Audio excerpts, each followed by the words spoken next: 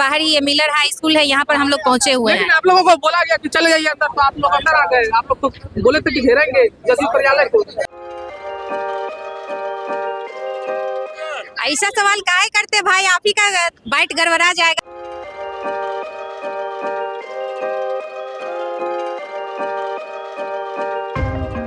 ऐसा सवाल काहे करते भाई, आप ही का बाइट गड़बड़ा जाएगा तो फिर प्रॉब्लम आप ही को होगा। तो मांग के लिए आप उतरे थे? मांग के लिए उतरे हैं तो आपको भी जानकारी है ना कि आज हम लोग यहाँ पर जुटे थे।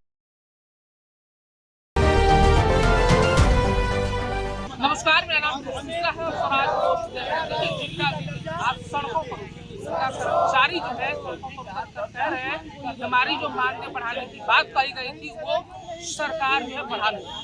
हम लोग लगातार जो है प्रयास कर रहे हैं, तमाम जगहों पर जा रहे हैं, तमाम जो अधिकारी हैं, जो मंत्री हैं, संबंधित मंत्री उनसे भी हमारी बातचीत हुई, लेकिन हमारी मांग को सुना नहीं जा रहा। आज सड़कों पर उतरे हैं और ये जदयू कार्यालय के बाहर हाई स्कूल के गेट के बाहर क्या दिक्कत हो गई? हम लोग को वादा किया गया था कि सभी जीविका कर्मी को सैलरी दुगना करेंगे। उसके बाद मुख्यमंत्री उप मुख्यमंत्री उन्होंने घोषणा भी किया, लेकिन कर्मी को नहीं देकर जो हम लोग कर्मी अपने पंचायत स्तरीय कर्मी को बहाली करते हैं, उसको कैडर बोलते हैं, उसको दुगना कर दिया गया और हम लोग को कुछ नहीं किया गया। कितना बढ़ाने की बात हो रही है? जैसे सैलरी जो भी मिला सीधे उसको दुगना था। मान लो किन्हीं को जैसे उम्र के हिसाब से होता है, डेट ऑफ ज्वाइनिंग के हिसाब से होता है, तो मान लिया किन्हीं का 12 मिल रहा था तो 24 होता है, किन्हीं का 24 मिल रहा था 48 होता है। लेकिन कैडर को जो मेरे नीचे काम करते हैं आज उनको मैंने कर्मी से दुगना हो गया, लेकिन हम लोग को क्या वो कर्मी हमारा कहना मानेगा? लग रहा है कि बात मानी जाएगी तो सुनना चाहिए। हमेशा आश्वासन दिया जा रहा है कि यहाँ आप लोगों को भी दुगना किया जाएगा, लेकिन नहीं किया गया। बस इसी के विरोध में हम लोग आज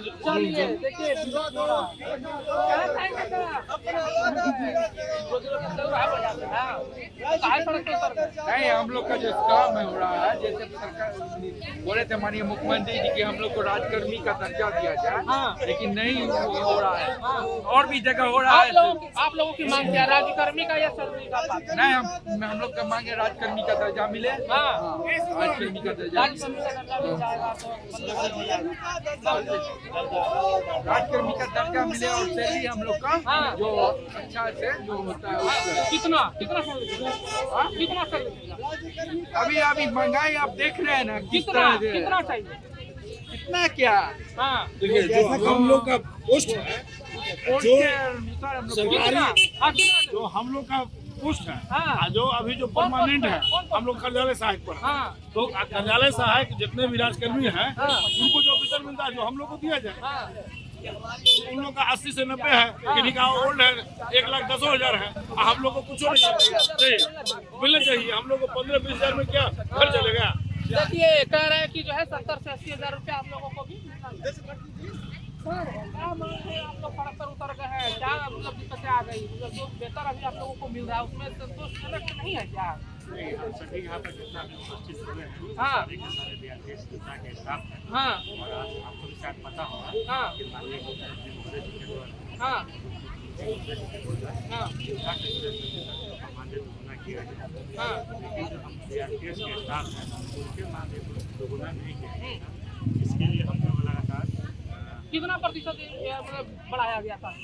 अभी एक्चुअली क्या है कि जिस समय हम लोग ये उनसे मांग कर रहे थे, माननीय मुख्यमंत्री जी के द्वारा जो घोषणा किया गया उस समय हमारे वेतन को वृद्धि नहीं की गई थी, लेकिन आज में हमारे आदरणीय के द्वारा ये बताया गया था कि हम जीविका में क्या करें कि न्यू HR मॉडल को हम लागू करेंगे और जिसमें प्रखंड स्तर के ऐसे कर्मी जिसका जो वेतन है सम्मानजनक नहीं है, बहुत कम है, उनके वेतन में कम से कम 60% की वृद्धि अवश्य हो जाएगी।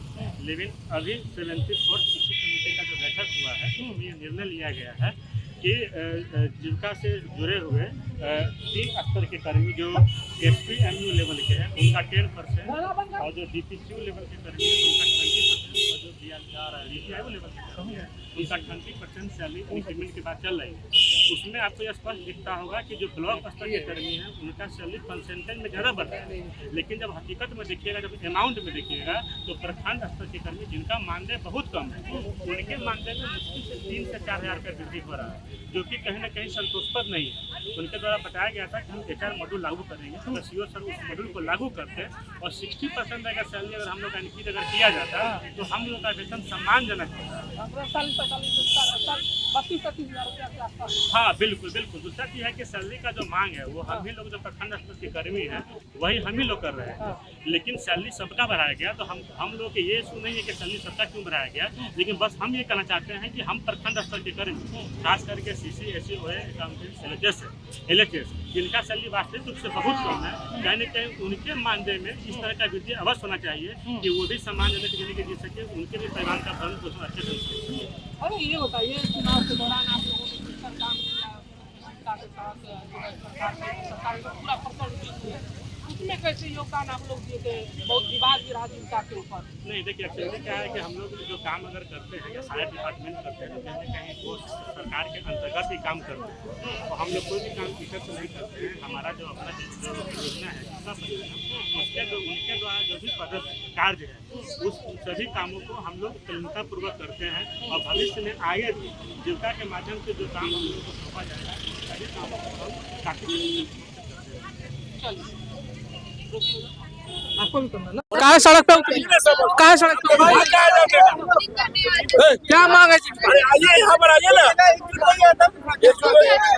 देखिए, हमारी बहुत सारी मांगे हैं और पहले भी हम लोग आ चुके हैं। आप लोग को पहले भी हम लोग 5 तारीख को मिले थे जदयू ऑफिस के बाहर ही, और आज भी आप देख रहे हैं कि जदयू ऑफिस के बाहर ही ये मिलर हाई स्कूल है, यहाँ पर हम लोग पहुँचे हुए हैं। लेकिन आप लोगों को बोला गया कि चले जाइए अंदर, तो आप लोग अंदर आ गए। आप लोग तो बोले थे कि घेरेंगे जदयू कार्यालय को। अरे आइए ना। ऐसा सवाल काहे करते भाई? आप ही का बाइट गड़बड़ा जाएगा तो फिर प्रॉब्लम आप ही को होगा। तो मांग के लिए आप उतरे थे? मांग के लिए उतरे हैं तो आपको भी जानकारी है ना कि आज हम लोग यहाँ पर जुटे थे। आपको बताए थे कि आज आप फर्स्ट डे कवरेज करेंगे, और अभी हमारे पास आज जो है वो सड़क पर प्रदर्शन करने का जो है अलाउ हम लोग नहीं लिए हैं, क्योंकि आज हम लोग इकट्ठा हुए हैं पुनः। और इससे पहले भी हमारा सामूहिक अवकाश हुआ था, जो हम अपने अपने क्षेत्र में कार्य क्षेत्र में रहते हुए ही सभी लोग सामूहिक अवकाश करते हुए अपने विभाग को इस चीज की सूचना दिए थे और मेल भी किए थे कि भाई आपने जो हमारे लिए पॉलिसी बनाया है, पॉलिसी में जो भी बदलाव किया है उससे हम लोग बिल्कुल भी संतुष्ट नहीं हैं।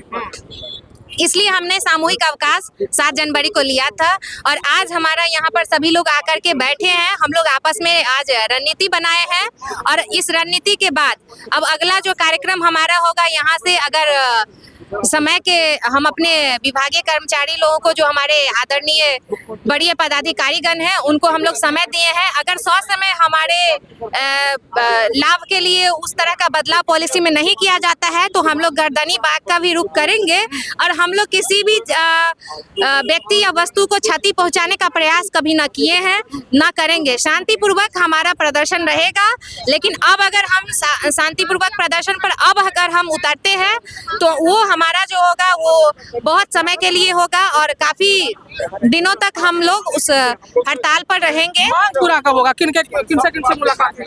देखिए, मुलाकात की बात अगर करें तो चुनाव से पहले ललन श्राप जी जो जदयू के कोषाध्यक्ष हैं, उनसे हमारी बहुत बार मुलाकात हम लोगों ने की थी उनके कार्यालय में पहुंचकर। हमारे श्रवण कुमार जी जो कि अभी भी ग्रामीण विकास विभाग के मंत्री हैं और इससे पहले भी वो मंत्री थे, उनसे भी हमारी बहुत बार मुलाकात हुई तो हंस के वो टाल देते थे, अरे तुम लोग हो, अरे जीविका तो हम बढ़ा दिए है, जाओ तुम्हारा अधिकारी लोग कर रहा है। वो इसी टोन में बात करते थे हम लोग से, और हम लोग को लगता था कि नहीं, हमारे मंत्री जी जो बोल रहे हैं ना, तो मंत्री जी हमारे लिए अच्छा सोचे हैं, अच्छा किए हैं, हम लोग को इन पर भरोसा करना चाहिए। उसके बाद फिर पुनः हम लोग लगातार मेल करते रहे, हम अपने जीविका के CEO हिमांशु शर्मा सर से मिलते रहे हम लोग। उसके बाद भी जो है हम लोग के इंक्रीमेंट में कोई बदलाव नहीं किया गया है। तो हम लोग जो है अब पुनः से सड़क पर उतर रहे हैं और हमारा ये कहना है कि कहाँ उतरे मैम? आप लोगों की एकजुटता भी तो नहीं दिख रही है। अगर एकजुटता नहीं दिखती तो आज 100+ लोग यहाँ पर जो उपस्थित हैं आपके बीच नहीं होते, और ये 100+ लोगों को किसी के द्वारा कॉल नहीं किया गया है। एक ऐसे ही सार्वजनिक मैसेज हुआ कि भाई लोग यहाँ पर इकट्ठा हो रहे हैं और हर व्यक्ति यहाँ पर अपनी मर्जी से हम यहाँ पर बैठक थी या सड़क पर उतरने का बात था? आज हमारा बैठक था और जदयू ऑफिस में हम लोग विजिट करने का आज प्लान लेकर के आए थे। हाँ। रही बात आंदोलन की, तो हमने आपको पहले भी बताया कि हमारा आंदोलन आज का जो है, इसको आंदोलन नहीं, इसको आंदोलन की रणनीति पर चर्चा कर सकते हैं। हमारा आंदोलन का अगला हिस्सा है, ये हमारा रणनीति है, ये हम आपको आज नहीं बताएंगे। जब आज तो प्रोग्राम था ना कि जदयू ऑफिस में जाएंगे आप लोग। विजिट करेंगे, कुछ लोग जाएंगे वहां पर, आंदोलन नहीं करना है, विजिट करना है, ताकि हम उनको याद दिलाएंगे ना। उन्हें भी तो समय चाहिए कि भाई चुनाव से पहले आपने हम लोगों से वादा किया था, हमने आपको ज्ञापन सौंपा था, तो आपने बोला था कि आप इस पर कार्रवाई कर रहे हैं, तो उनको भी तो समय चाहिए भाई, तो हम उनको भी समय दे रहे हैं। चुनाव के समय जीविका का बहुत बड़ा भूमिका रहा है। उस दौरान आप लोगों ने खूब मेहनत की, उसके बावजूद भी आप लोग सड़क पर उतर रहे हैं अपनी मांगों को लेकर। देखिए, हम आपको कहना चाहेंगे कि जीविका का योगदान बिहार सरकार के लिए हमेशा रहता है। बिहार सरकार का जो भी काम होता है, जो अन्य कोई विभाग नहीं कर पाते हैं, तो उस काम को जीविका को सौंपा जाता है। और खास करके सर्वे से संबंधित जितना भी कार्य होता है या कोई ऐसा कार्य जो आप कह सके कि इमरजेंसी जैसा होता है, तो वो जीविका को सौंप दिया जाता है और जीविका सतत सालों से इस काम को करते आ रही है। हाँ, ये बात अलग है कि अभी तक ज्यादातर लोग जीविका को नहीं पहचान पा रहे थे। इस बार के चुनाव में जो मुख्यमंत्री महिला रोजगार योजना का काम हुआ है, तो इससे क्या हुआ है कि शहरी क्षेत्रों में भी जीविका को लोग पहचानने लगे हैं, बस ये अंतर है। लेकिन हम लोग तो मुख्यमंत्री जी के लिए बहुत समय से काम कर रहे हैं, ये तो उनका ड्रीम प्रोजेक्ट है। अगर बिहार में जितना भी प्रोजेक्ट चल रहा है, तो हमारे नीतीश कुमार जी मुख्यमंत्री जी के लिए जो है सबसे बड़ा, सबसे जो उनका कह सके तो ड्रीम प्रोजेक्ट कह सकते हैं, वो जीविका ही है।